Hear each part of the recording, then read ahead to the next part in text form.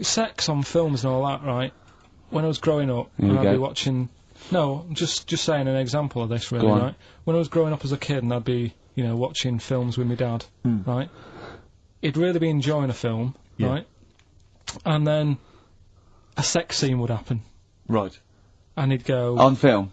Or just behind you. In the film, a sex scene would happen. Your brother up to his old tricks again. And he'd get up and go make a cup of tea. Right? Typhoon? That he'd stolen from some sort of telephone box? And, like, even recently, he thinks it ruins a film. Do you know what I mean? Because there's no need for it to happen, is there? Really? Yes. Why? Sometimes it's warranted. If the film itself is there's some films it isn't though. Some films it isn't. Some films it's arbitrary. I think the films that him and his dad watched together on Channel 5. Probably not. Is it only on Channel 5 in your house? But let's put it, if you're watching, I don't know, a late night Friday night, from 1983. Yeah, Illegal Briefs. A beautiful lawyer has to defend a man who may be a killer. She falls in love with him, but does she know the real man? Oh dear. You know what I mean, though. Lest you forget, of course, that I... Love Heat. With the bloke that is now in... Go on. Of course, that according to the Internet Movie Database, I once appeared in one of those films, in the film Killer Image, a Canadian film, I believe, from 1989. According to that computer... it's all wrong, isn't it? It's all wrong. It's all wrong. Of course it is, yeah. Apparently I was in that, and I played the role of Kirk. Was it a porn thing? No, I think it's just an erotic thriller. Oh, right. That I suppose you only had a very small part, though, didn't you? Indeed. Yeah. Yeah. But no, do you know what I mean? Sometimes you don't need to go that far. Say, like in this Jesus programme, right? Film. What's it called? The Last Temptation of Christ. Jesus, like talking... You know what? What's his name? Is it Ralph in The Simpsons? Yes. I drawed a kitty cat. It's like talking to that. Yeah. No, but right, this temptation thing, right?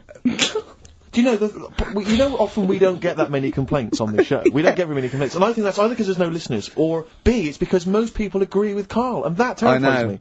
Or they let him off, because it's like, you can plead insanity, you can go mental and kill a few people, but they go, oh, he's a bit backwards. No, but was it because, like, they're saying that he was having it away? Or is it because you saw it? What got the complaints? The complaint was the very suggestion. It was a blasphemous thing, not the fact that you saw an actor's knob. So what about if they just cut it down a bit and you like, saw the little stable door closing? It wasn't the baby Jesus having sex. It was the grown man. The stable door shutting.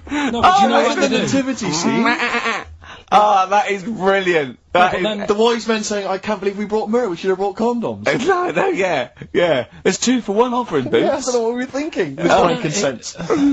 It's just that it's always awful. Should we apologise now to the Christian church as well? So it's the little Chinese fellas, little Welsh fellas, and the little Christian fellas. We haven't said anything wrong. No. It's like, you see, when I was growing stable door. I love the idea that in Karl's world, he was born in a stable, just thought, well, I love this place. Yeah. I'm just going to stay here the rest of my days. This is good here. Oh, brilliant. But when I was watching telly with my mum and dad, I mean, it still happens now, right? My dad will sort of go, oh, ruined. Good film ruined, right? If some sex scene happens. But why doesn't he But what are we talking about sex scene? Are we talking about a kissing, or are we talking about penetration and looking at the camera? Going, are you enjoying this, Pilkingtons? What are we talking about? What is sort of extreme levels are we talking about? Right, last time I was down there, right? Yeah. What was it? Meet Joe Black. Meet Joe Black. Meet Joe Black is a terrible film. Yeah. Right. It's a good film.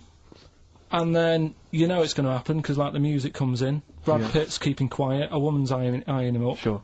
So my mum...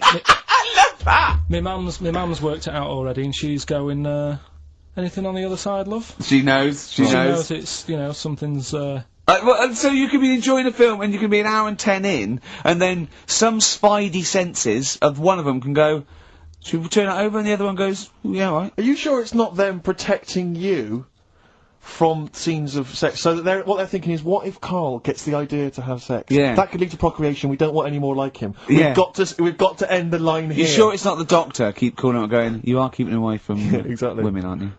He must never find out. Are you sure they're not embarrassed because they're watching a sex scene with their son? It happens every time, right? There's 2 things that my mum does, right? It's that, if there's a sex scene on the telly, she'll go, anything on the other side, love? And the other thing she always says, if ever there's anything on the telly with Elvis in it, She goes, oh, I like him, right? And we all know, we sat there, we know what she's going to say next. Yeah. So you don't even bother saying why, right? And she goes, he likes fat, ugly people. He what? He liked fat, ugly people. He didn't always go for, like, the good-looking fans in the crowd. What Elvis did? Yeah. Right. That was always the thing, and I'm sorry, no, hold on. I don't know what we're doing now with our lives, Steve. Right, wait a minute, right. So, your mum says two things, right? She either says... Is there anything else on the other side? Or, I like Elvis. There's a pause, because you know what she's going to say next. She says, he liked fat, ugly people. How often does this occur? Well, because they've got, like, you know, Sky, there's a lot of those channels on. They're like the music channels. So Elvis always comes on. There's either an Elvis film, there's, like, you know, a classic hit by him on... And she'll go, I like Elvis, he likes fat, ugly people. And what do you mean he liked fat, ugly people? Is she a fat, ugly person? Because he's that special Vegas show, isn't he, where he's dancing about, right? And he's got loads of scarves around his neck. Towels. Yeah. And, like, he always hands them down to the fat, ugly ones. Right. And I always say it's because they're the fat, you know, they've got a sweaty face because they can't, you know what I mean? Yeah. I don't know what world they live in. I don't know how we've gone to this subject. What sort of world are you got when you're watching this state?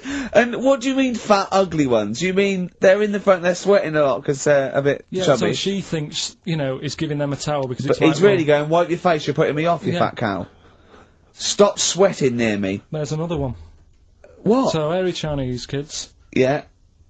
Jesus. We haven't slagged off hairy Chinese kids. We slagged off Chinese... We didn't slag anyone off. We just said they really haven't got a town as such, and they wear shoes. What did we say? Yeah, little wooden shoes. And what did the... I just don't know how we got onto Elvis and big, fat, ugly women.